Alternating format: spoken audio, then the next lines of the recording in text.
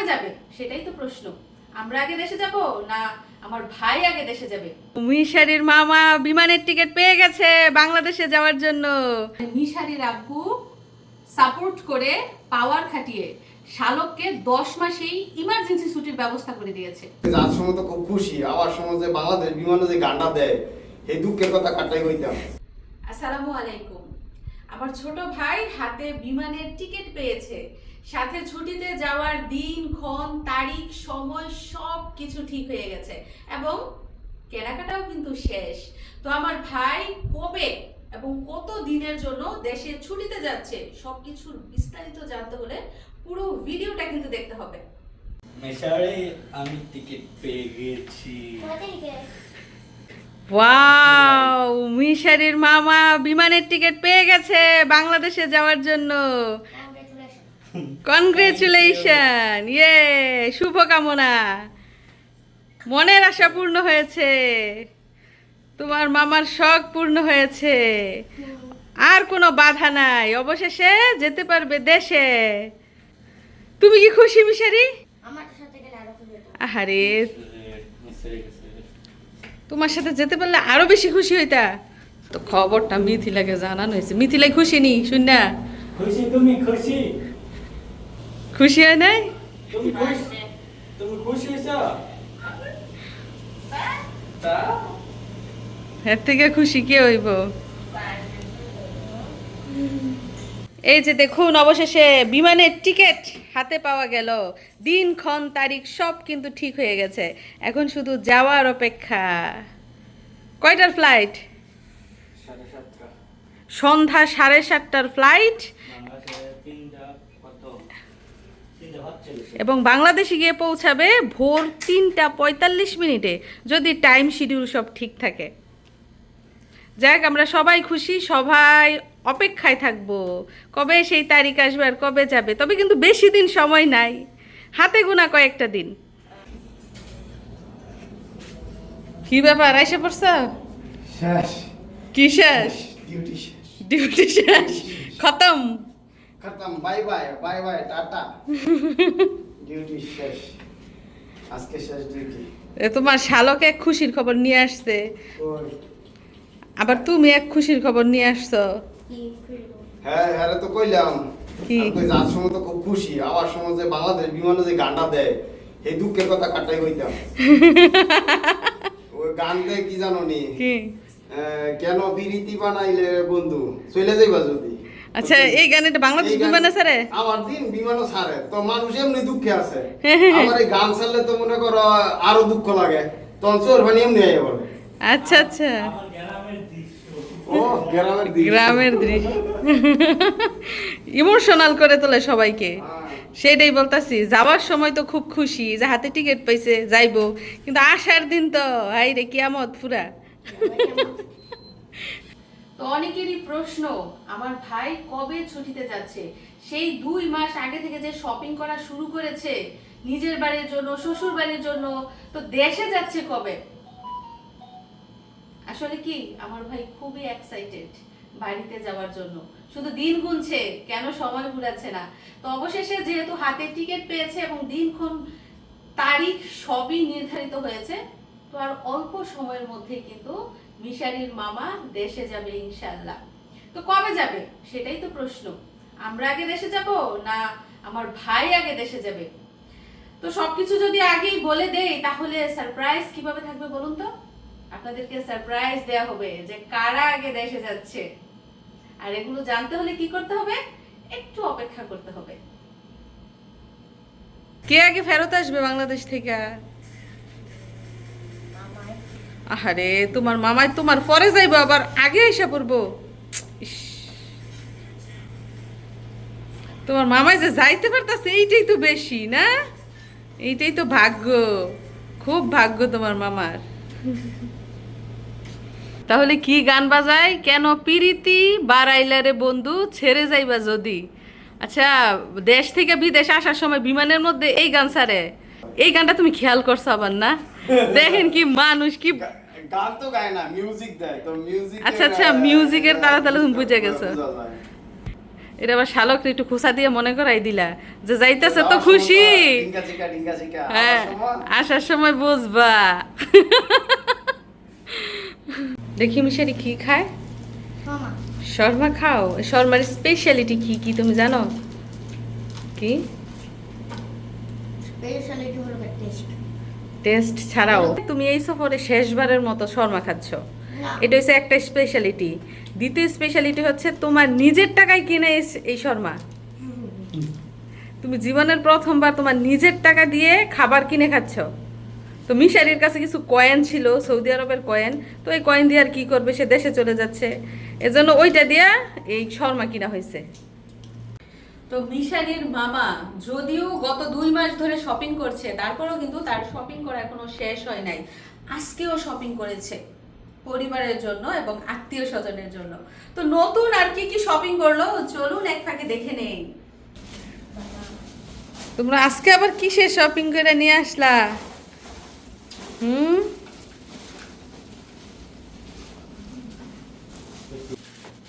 কি হাতে কি? কিবোর্ড আর মাউস। হ্যাঁ, কিবোর্ড আর মাউস। কিবোর্ড আর মাউস। ওর মামার সাথে যেদিন মার্কেটে যায় একটা না একটা কিছু নিয়ে আসবই। ঘরে 2টা কিবোর্ড আবারও নিয়ে আসছে। এটা এলইডি ওলা এলইডি কিবোর্ড আর সাথে কি? আর সাথে মাউস এলইডি। এই যে হোয়াইট বোর্ড যেগুলো মধ্যে এলইডি বলে। তো মিশারির মামা আজকে শেষমেশ কি শপিং করলো চলুন দেখি। ও ক্রিম দেখা যাচ্ছে,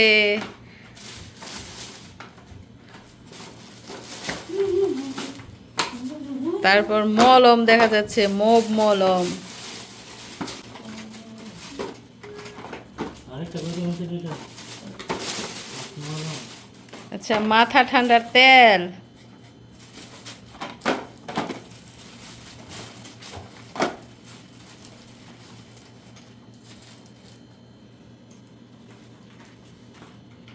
তারপর মাথা ব্যথার মলম,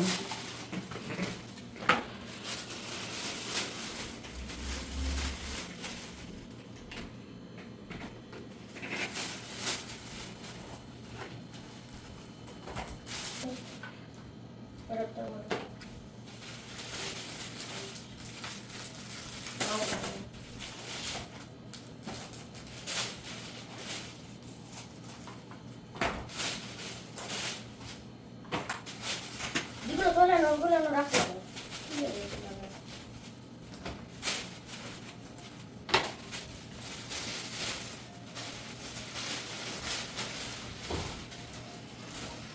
এই যে দেখুন কি কি শপিং করলো। আজকে দেখা যাচ্ছে শুধু কসমেটিক্স এনেছে, আর এছাড়াও কিন্তু অনেক অনেক শপিং শেষ হয়ে গেছে। এই যে লাগেজ ভরা শপিং কমপ্লিট। আজকে শেষমেশ শপিং করেছে কসমেটিক্সের। তো দেখুন আজকে আবার কি কি শপিং করেছে। তো আমার ভাই মানে যাওয়ার আগের দিন পর্যন্ত আমার মনে হয় শপিং করলে ওর শেষ হবে না। যেদিন মার্কেটে যায় ওই দিন কিছু না কিছু নিয়ে আসে। আসলে ওজনে হবে কি না সেটা মনে হয় আমার ভাই খেয়ালই করে না। তো দেখুন আজকে আবার কি কি এনেছে। এখানে দেখা যাচ্ছে লাক্স সাবান, এখানে রয়েছে 4টা সাবান, এখানে ডাব সাবান, এইখানেও মনে হয় 4টা থেকে 6টা সাবান রয়েছে। এইখানে রয়েছে এগুলো হচ্ছে নিমের সাবান, এইখানেও রয়েছে 5টা সাবান, এইখানে লাক্স সাবান, এইখানেও 4টা। এইটাও কিন্তু সাবান, নিমের সাবান। দেখেন এটা মনে হয় অ্যালোভেরা হতে পারে, এটা। এখানে 5টা, এটা হচ্ছে নিম সাবান, এখানে 6টা, এখানে ডাব সাবান, এইখানে 4টা, এইটাও ডাব সাবান, এইখানেও 4টা, এইটাও হচ্ছে দেখেন হিমালয়া সাবান, এইখানে হচ্ছে 6টা সাবান। দেখেন কতগুলা, 1 2 3 4 5 6 7 8 প্যাকেট হচ্ছে শুধু সাবান। আর এদিক দিয়ে হচ্ছে মাথা ব্যথার মলম, এটা হচ্ছে লিকুইড মলম, এইখানে হচ্ছে 12টা, 1 ডজন লিকুইড মাথা ব্যথার মলম রয়েছে। ব্যাজলিন এনেছে 4টা। তারপরে মাথা ঠান্ডার আমলা তেল, এগুলো আনা হয়েছে 3টা। তারপরে মাথা ব্যথার টাইগার বাম মলম, এটা আনা হয়েছে 4টা। এদিকটায় মনে হয়েছে এটা মাছের আষ্টে পরিষ্কার করে, এটা দিয়া এইটা এনেছে। তারপরে এদিকটায় দেখুন মুভ মলম, হাড়গোড় ভেঙে গেলে, মস্কে গেলে, শরীর ব্যথা হলে এই মলমটা কিন্তু প্রয়োজন। এখানে এনেছে 6টা, 3টা হচ্ছে বড় আর 3টা হচ্ছে মিডিয়াম। আর এদিকটায় দেখুন ক্রিম এনেছে, লেডিস ক্রিম হচ্ছে 3টা আর জেন্টস ক্রিম হচ্ছে 1টা, টোটাল 4টা ক্রিম। তো এই যে আজকের শপিংগুলো দেখেন, সাবান, 4 রকমের মলম, ভ্যাসলিন তেল, ক্রিম, এগুলো এনেছে। আর মিশারি কি এনেছ? কিবোর্ড এনেছে। এগুলো হচ্ছে আজকের দিনের শপিং।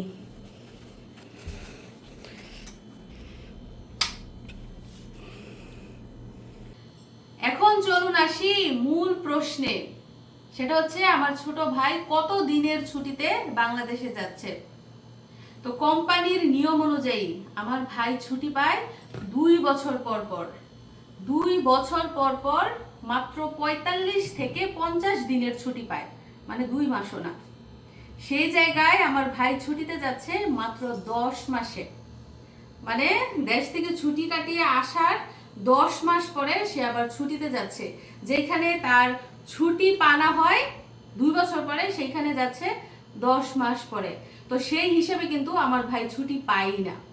কিন্তু তার দুলা ভাই মানে মিশারির আব্বু সাপোর্ট করে, পাওয়ার খাটিয়ে শালককে 10 মাসেই ইমার্জেন্সি ছুটির ব্যবস্থা করে দিয়েছে।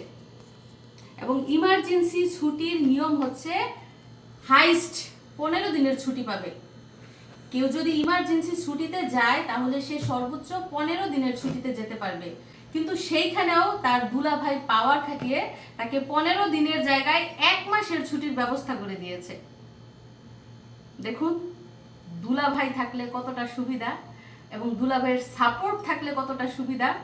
তো এমন অনেক প্রবাসী আছে যারা নতুন বিয়ে করে নতুন বউ রেখে বিদেশে আছে, 2-4-5 বছরও তারা ছুটিতে যেতে পারছে না, কি ঠিক না?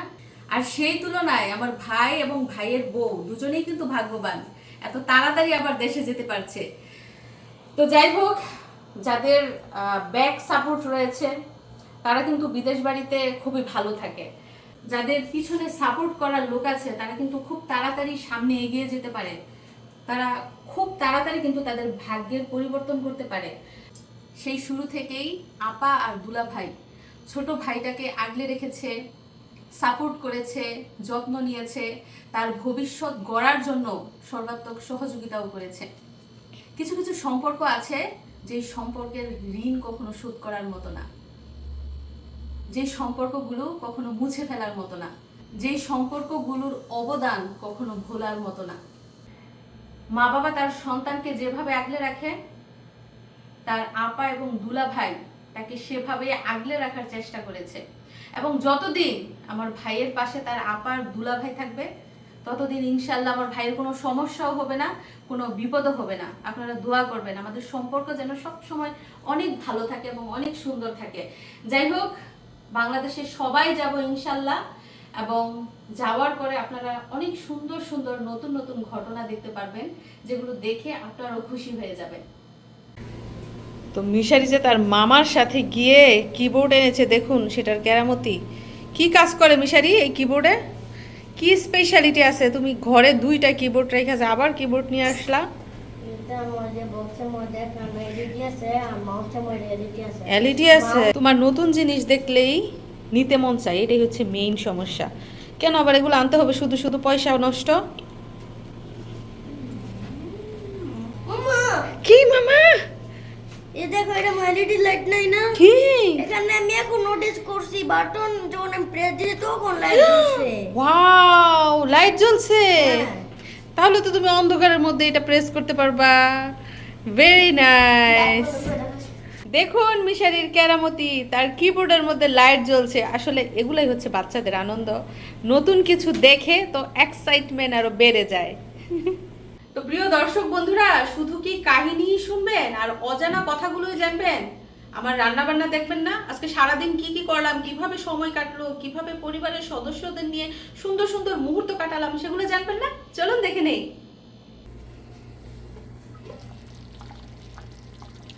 তো সন্ধ্যার নাস্তায় আজকে হালিম রান্না করছি। প্রায় ঘন হয়ে এসেছে, তো চুলাটা আমি বন্ধ করে হালিমটা নামিয়ে নিব। গরুর মাংস দিয়ে রান্না করছি। এখন সময় হচ্ছে সন্ধ্যা 7:10। আমি সন্ধ্যার নাস্তার ব্যবস্থা করেছি। কি করতেছ? কি করো? আবার বাহারাইন যাইবা? অফিসিয়াল কাজ আছে বাসায়।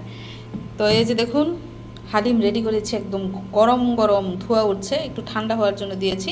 আর এদিকটা রয়েছে সালাদ, শসা আর গাজর। তো হালিমের মধ্যে না সালাদ না দিলে আর ভালো লাগে না, দেখতেও সুন্দর লাগে, তারপর খেতেও মজা লাগে না?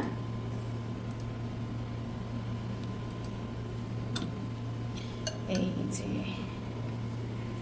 এই যে নাও গরমা গরম হালিম।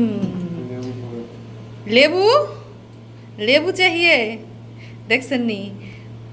খাইতে দিলে বসতে চায়, বসতে দিলে বসতে দিলে শুইতে চায়। কাজ করতেছো, কাজ করো। Money bag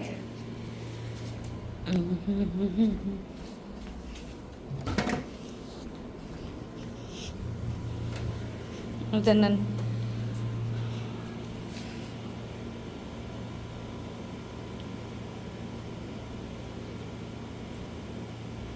visiting card. টাকা পে করতে বললেন। ও অনলাইনে টাকা পে করে তারপরে ভিসা লইতে হয়, গাড়ির ইন্স্যুরেন্স। গাড়ির ইন্স্যুরেন্স। তো বাহারাইন যেতে হলে কিন্তু অনেক রুলস আছে।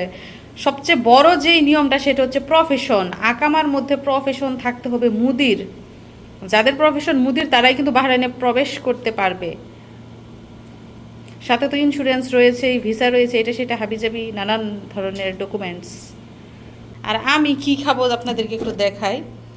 লোভনীয় একটা জিনিস, সেটা হচ্ছে আচার। আমের খোসা সহ মিষ্টি আচার বানিয়েছি, চিনি দিয়া না, একদম গুড় দিয়া, এবং অনেক মজা খেতে। গুড়ের আচার কিন্তু মজা লাগে। এই যে দেখেন অনেকটা আঠালো হয়েছে এবং অনেক মিষ্টি, সাথে কিন্তু ঝালও, দেখতেই পাচ্ছেন অনেক মরিচ দিয়েছি, অনেক মজা। একটু খাও না, খাইয়া বলো না কেমন হয়েছে। পারফেক্ট।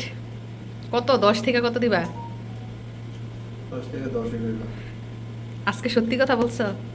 ওই দিন সত্যি কথা বলো নাই, যেদিন ইলিশ পোলাও রান্না করছি ওই দিনও সত্যি বলছিলা। আজকে রাঁধুনি ভালো না? আবার মিশারি টেস্ট করছে তার মায়ের হাতের হালিম, বিফ হালিম। বিসমিল্লাহ। কিরকম বাবা? খিচুড়ি বলে? ঝাল? এই পানি চেতেছে, তার মানে ঝাল। মিশারির বাবা বলতেছিল যে মিশারি তো খাইতে পারবো না।